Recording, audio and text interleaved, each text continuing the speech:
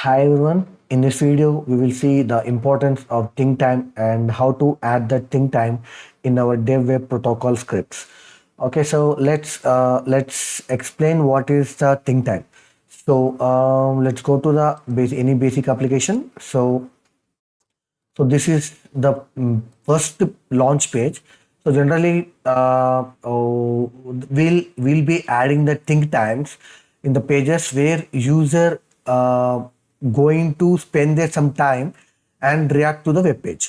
Okay, so if you don't add if you don't add any think time to your web scripts, or I mean your performance testing scripts, so then that don't really looks like a real behavior of a user, because in no in I mean in no web user, I mean no user will click the links on application on your application without waiting for anything. Like, so if you see the sign in, user cannot click sign in fish, dogs, cats and reptiles, because as a end user, I mean when the user comes on to your application, he will look for some options and he wait for the some content to respond to him, and then he will be responding according to that. So let's take an example of an Amazon. Like when the user goes to the Amazon website, first he will wait for the page to load completely.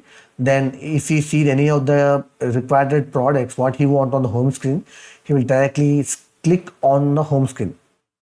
Otherwise, he will use the search box, or he will go to the menu through the categories, and he will search.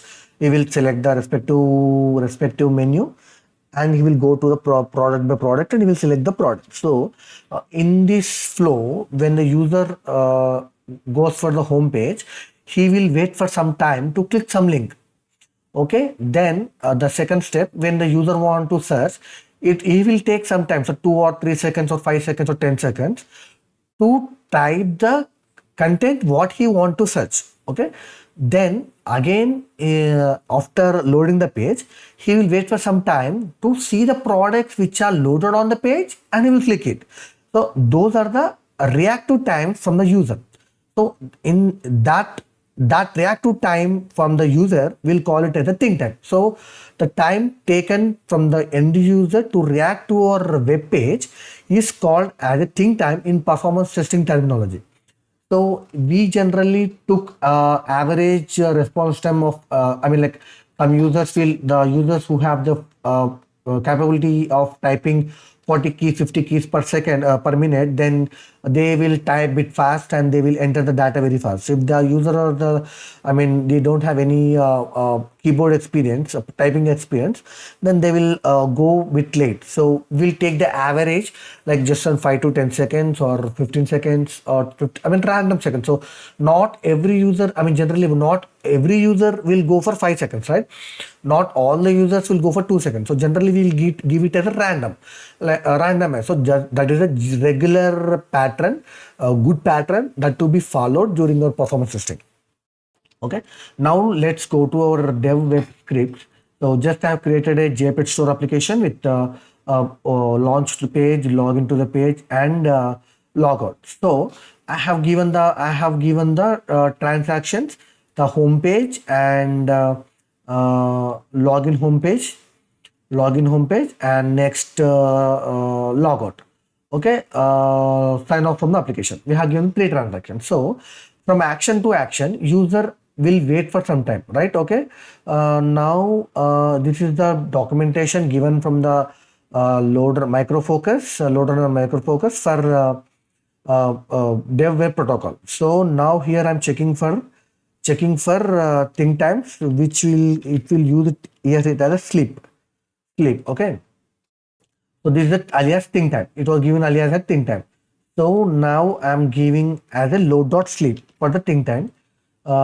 Here it was very pretty simple for adding the in DevWeb protocol. Just you can add a simple statement which is think time from 10.5 seconds. It will wait for 10 seconds, 500 milliseconds. Okay, if you want to give it a random value, you can go and search for the random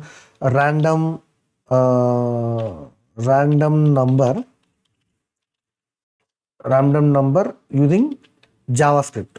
So if you go to any of the JavaScript, you can copy this random method. You can give in between. So you can give the whole number between 10 to 1 to 10. So if you want to do it from 50 seconds to 30 seconds or 5 to 10 seconds, you can give the maximum number here, minimum value here, and you can pass this value here. So you can pass the value here. So once you pass that thing time, then it will take the random value. Now I have given the 10.5 seconds statically in the login step. After on the launch page, for the login, we will give random. So take the floor 10 to 1 second. So here I will give, instead of 10 to 5, I will give it a 10 to 5. Okay.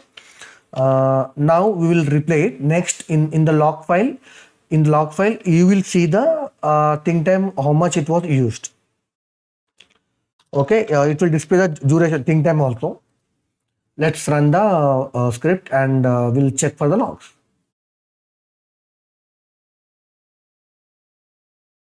Okay.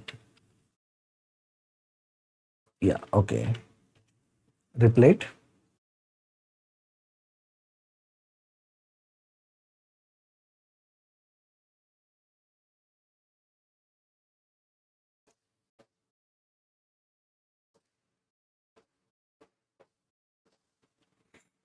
See, now see, it was waited for 10.5 seconds, sleeping for 10.5 seconds. And here it was waiting for 13 seconds.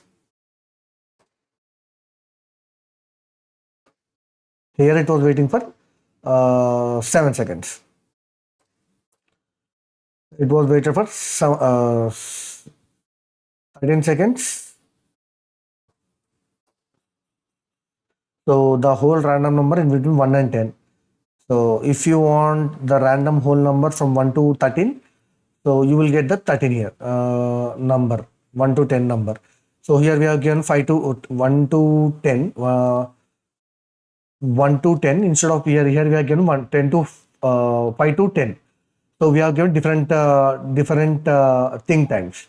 So here the last transaction got 7 seconds and the other transaction got 13 seconds.